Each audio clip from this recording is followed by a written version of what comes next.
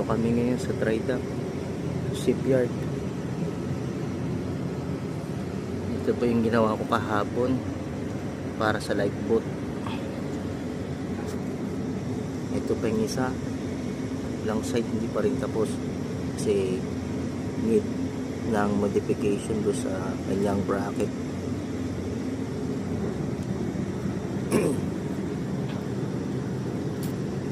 Yan.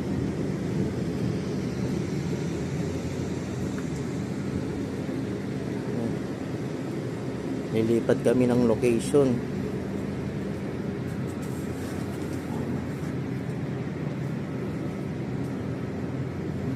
Kaya maraming repairing dito sa barko.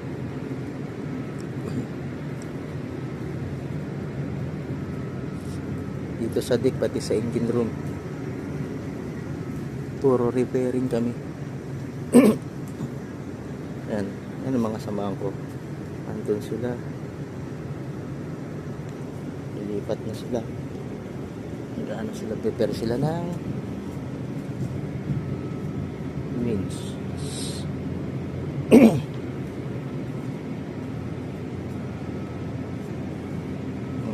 Kalat.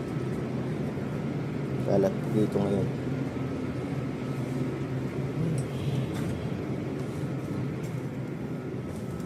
Kalat.